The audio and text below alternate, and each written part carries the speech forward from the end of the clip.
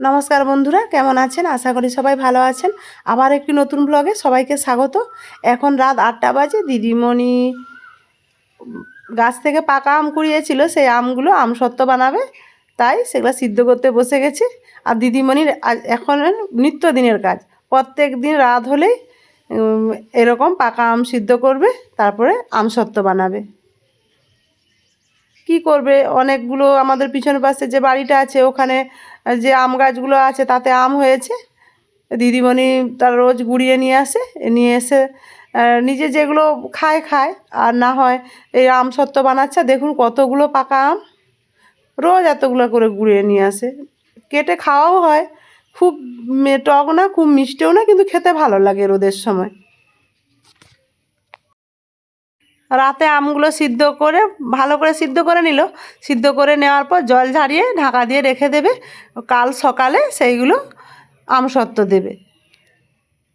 দিদিমণি হ্যাঁ, অনেকগুলোই আমসত্ত্ব বানানো হয়ে গেছে, প্রায় 10-15টা হয়ে গেছে আমসত্ত্ব। রোদে দেওয়া থাকলে আমরা সবাই খেয়ে নিই আমসত্ত্ব। যেমন আমাদের ঘন্টু আছে, আমি ঘন্টুর মা, আমরা হলাম আমসত্ত্ব খাওয়ার সব সদস্য। রোদে দেওয়া থাকবে, কখন যে যখন পারে নিয়ে খেয়ে নিই। আর দিদিমণি রোজ এগুলো করতে থাকে।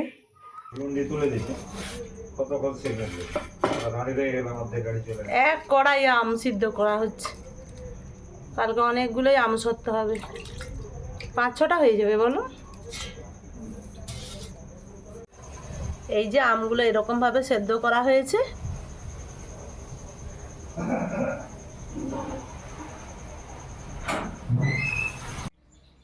পরের দিন সকালবেলা যেই আমগুলো গতকাল সিদ্ধ করে রেখেছিল, দিদিমণি এই যে নিয়ে বসে গেছে, আমের খোসাগুলো ছাড়াচ্ছে। কি সুন্দর দেখুন, খোসা ছাড়িয়ে আম থেকে আমের রসটা বের করে নিচ্ছে। আর এই আমগুলো তো খুব একটা টক নেই, খেতে দারুণ লাগছে। অনেক, আমরা তো খাচ্ছি, খেতে দারুণ লাগছে। আজকে আবার দিদিমণি 2 ছাত্রী পড়তে আসেনি, তাই দিদিমণি তাড়াতাড়ি করেই কাজগুলো করে নিচ্ছে, না হয় তাদেরকে পড়িয়ে উঠে তারপরে আমসত্ত্ব বানাতে বসতো। আমি একদিন ওইগুলো বানাইনি, দিদিমণিই বানায় আমসত্ত্ব।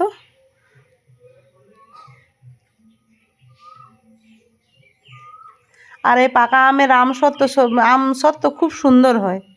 প্রত্যেক বছর এই পাকা আমের আমসত্ত্ব বানায় দিদিমণি।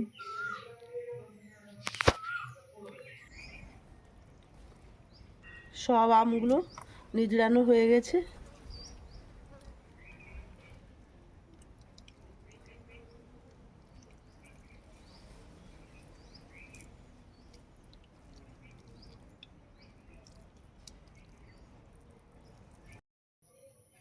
সব আমগুলো থেকে মাড়ি বের করে নিয়েছে, অনেকটাই হয়েছে।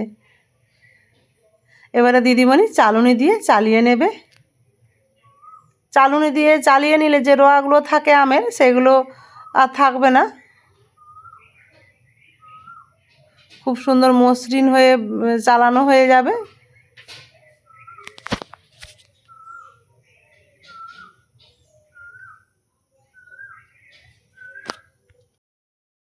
দেখছেন কি সুন্দর চালানো হয়ে যাচ্ছে চালুনি দিয়ে।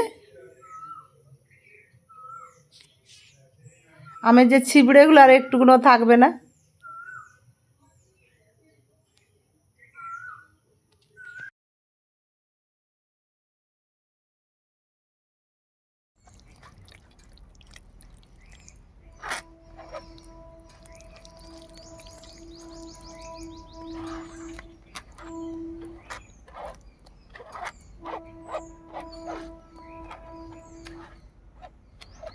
লোকাল যাচ্ছে, মনে হয় সকাল থেকে লোকাল যাচ্ছে।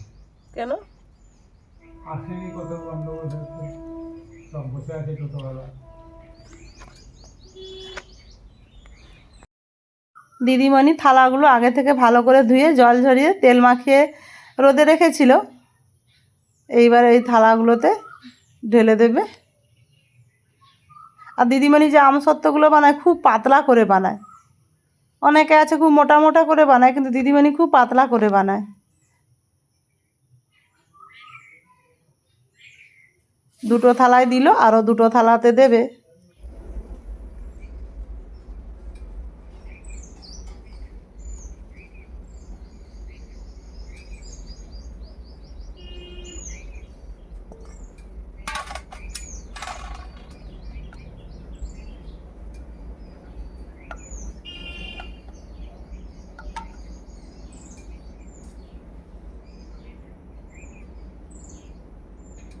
বাবা প্রচুর রোদ।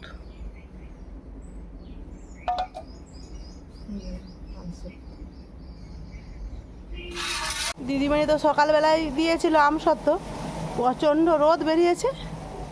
এগুলো বিকেলে উঠে যাবে। দেখুন কেমন সুন্দর কালারগুলোও এসছে, আর একবারে পাতলা পাতলা হয়েছে।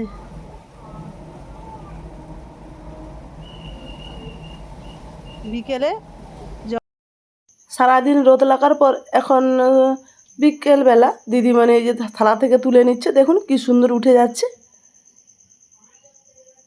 হয়েছেও খুব সুন্দর, একবারে গোল গোল পাতলা তাল পিঠার মতো সুন্দর হয়েছে। এই দুটো থালা তো আরও সুন্দর হয়েছে।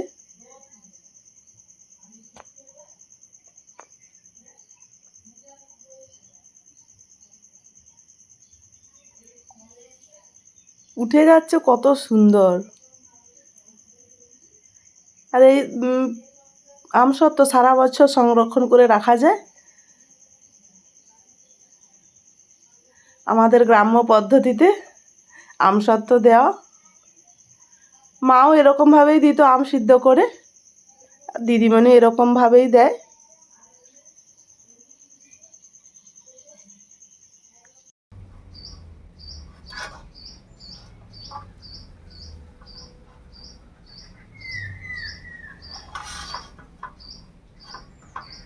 যা গরম, প্রচণ্ড গরম। কদিন মেঘলা ছিল, আজকে রোদ দিয়েছে। কাছের থালাটা কি ধরতে হবে দিদিমণি?